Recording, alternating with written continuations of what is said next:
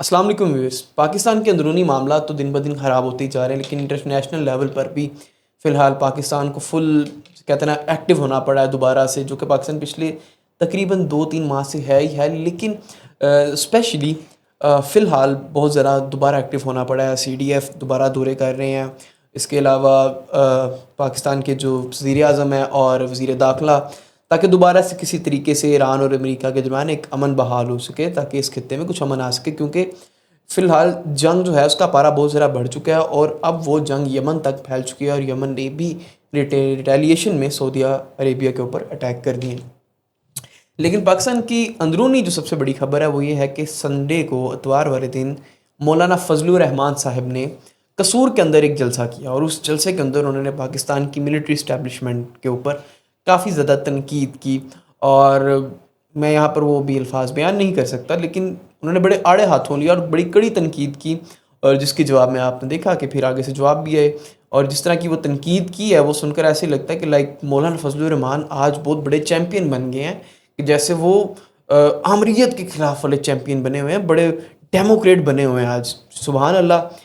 आपकी डेमोक्रेसी तब कहाँ जाती है जब आप हर पाकिस्तान का जो पिछला डिक्टेटर गुजरा है, चाहे वो ज़िया हो चाहे वो मुशर्रफ हो, आप उसके साथ अलाइंड होते हैं। इनकी तो सियासत हमेशा अलाइंड ही डिक्टेटर्स के साथ रही है, और आज वो जो म्यूरियत के चैम्पियन बन रहे हैं और बड़ी बड़ी बातें कर रहे हैं। मैं आपको एक चीज़ बता दूँ कि जो मौलाना साहब को आज के लोग बहुत हाइप अप कर रहे हैं ना, हमारे PTI वाले भाई अलहदा ही बेगानी शादी में अब्दुल्ला दीवाना खुश हुए पड़ रहे हैं कि ओ मौलाना ने पता नहीं क्या कर दिया, मौलाना ललकार मार दी।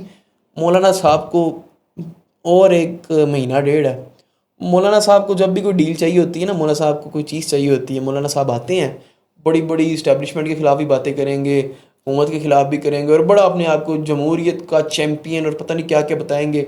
और फिर जैसे ही मौलाना साहब को वो लॉलीपॉप जो उन्हें दरकार होता है वो मिल जाता है, फिर मौलाना साहब दोबारा जाके मस्जिदों में बैठ जाते हैं, चुप हो जाते हैं मौलाना साहब। फिर मौलाना साहब कहते हैं कि हमें मुल्क के दिफा में काम में हमें आना नहीं चाहिए सारा कुछ। तो फ़िलहाल ये है कि मौलाना साहब देख लें कि फ़िलहाल पाकिस्तान की जो मिलिट्री है वो काफ़ी ज़्यादा इंगेज है इंटरनेशनल लेवल पर भी, और नेशनल लेवल पर बलूचिस्तान के अंदर, कश्मीर के अंदर, और अफ़गानिस्तान से तो हमारी झड़पें चल ही रही हैं। तो उन्होंने कहा कि भाईजान मैं भी इन पर कोई प्रेशर डाल के मैं भी फ़िलहाल ना कोई काम शाम अपना निकलवा लूँ। तो इसके अलावा मौलाना साहब कोई इतने जमहूरियत के चैम्पियन हैं नहीं। आप उनका ट्रैक रिकॉर्ड देख लें, हमेशा जब भी कोई डिक्टेटर है तो मौलाना साहब उनकी सफ़ों में ही मिले हैं।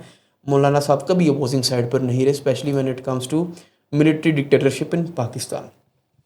उसके अलावा एक और जो बड़ी तहलका खेज़ खबर है कि ज़ियारत के अंदर जो अटैक होता है उसके ऊपर पाकिस्तान की एक सहाफ़ी हैं आरफा नूर, उन्होंने एक आर्टिकल लिखा डॉन में, जिसमें उन्होंने कुछ चीज़ें बताई और वो काफ़ी ज़्यादा दर्दनाक और दिलखराश चीज़ें हैं अगर वो सच हैं तो। पहली बात तो ये कि मैं जो बातें कर रहा हूँ ये मुबैना तौर पे ये किसी तरीके से भी कंफर्म नहीं है, they are just reported things not confirm things.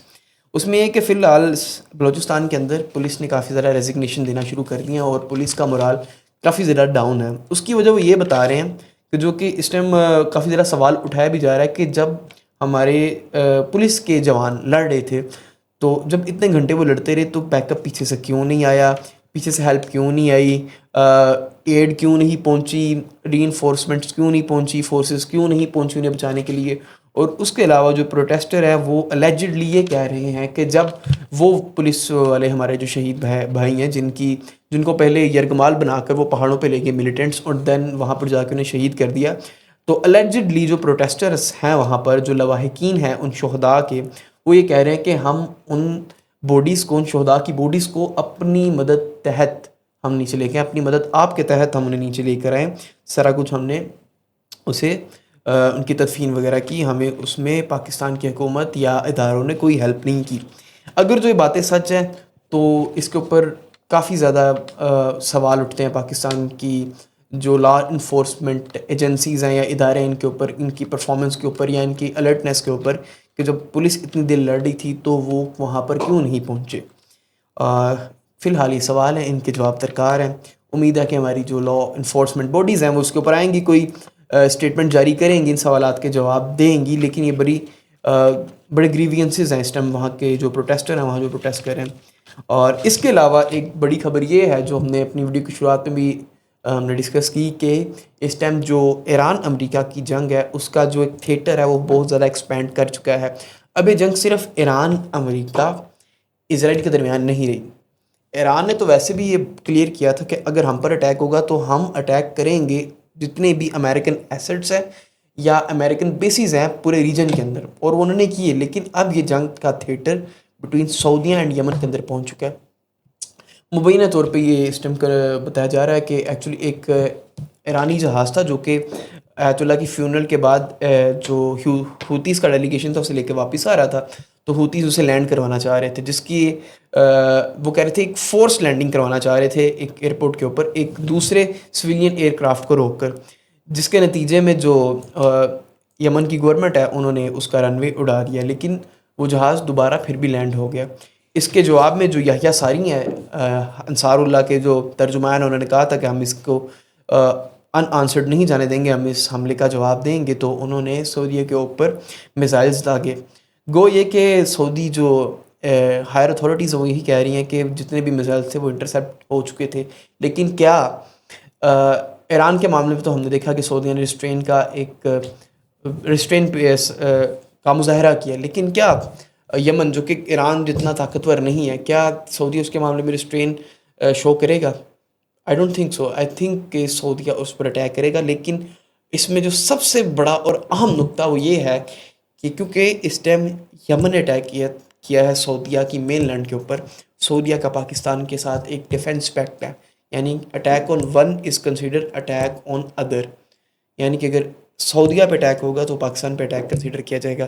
تو یہ دیکھنا ہوگا کیا پاکستان آرمی یا ہمارے جو جوان اس ٹائم سعودیہ میں موجود ہیں, کیا وہ یمن کے خلاف اگر کوئی ریٹیلیشن سعودیہ کرتا ہے یا کوئی اسالٹ شروع کرتا ہے تو کیا پاکستانی فورسز بھی ان کا ساتھ دیں گی یا نہیں دیں گی.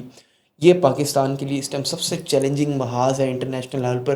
اور نیشنل لیول پر تو میں آپ کو پچھلے 1-2 دن سے بتا ہی رہا ہوں کہ راولا کوٹ ہو جائے, بلوچستان ہو جائے, ہمارا افغانستان کے ساتھ جو بارڈر کے اوپر مسئلہ چل رہا ہے, یا کے پی کے اندر جو ملیٹنٹس کا کہہ لیں کہ ان کا بسیرا ہے یا ان سے ہم جو ایک جنگ کی کیفیت میں ان کے خلاف آپریشن چل رہا ہے, تو پاکستان اس ٹائم کافی زیادہ چیلنجز فیس کر رہا ہے. جبکہ ہماری جتنی بھی پروونشل اور جتنی بھی فیڈرل کی گورنمنٹس اور جتنے بھی این اے ایم پیز یا وزیر ہیں, ان سب کا ایٹیٹیوڈ اس چیز کو لے کے انتہائی نان سیریس ہے. صرف ایک دوسرے کے خلاف گالم گلوچ, الزامات اور کچھ نہیں, مٹھی بھر اپنے لیے پرکس لینے ہیں انہوں نے, اس کے علاوہ ان کی پرفارمنس کچھ بھی نہیں ہے. اور فلڈز ہمارے سر پہ ہیں فی الحال. دیامر ڈسٹرکٹ کے اندر فلڈز آ چکے ہیں اور وہاں پر کافی زیادہ روڈ ڈیمیجز ہوئے ہیں, گھروں کے اندر پانی چلے گیا ہے, پاور کی جو لائنز ہیں وہ کٹ چکی ہیں اور لوگ وہاں پر کافی زیادہ برے حال میں ہیں. اور ابھی تک ہمیں نہیں پتا کہ اس سال بھی پنجاب گورنمنٹ, کے پی گورنمنٹ اور فیڈرل کا کیا پلان ہے فلڈ سے نپٹنے کا, کیونکہ فلڈ اس ٹائم سر پہ ہیں اور پاکستان کافی زیادہ چیلنجز سے اس ٹائم 2-4 ہے اور حکومت کے پاس اس کا کوئی حل نہیں ہے, کوئی اس کا سلوشن نہیں ہے. پچھلے 2.5 سال سے دیکھ رہے ہیں انہوں نے رونا پٹنا ڈالا ہوا تھا عمران خان کو نکالنے سے پہلے کہ بھائی ہم تجربہ کار, لیکن ثابت ہوا نہ تو یہ تجربہ کار ہیں, اور اگر ان کا کوئی تجربہ تھا تو وہ ہمیشہ سے لوٹنے میں ہی تھا. ویڈیو دیکھنے کا بہت بہت شکریہ. کمنٹس میں اپنی قیمتی رائے کا اظہار ضرور کیجیے گا.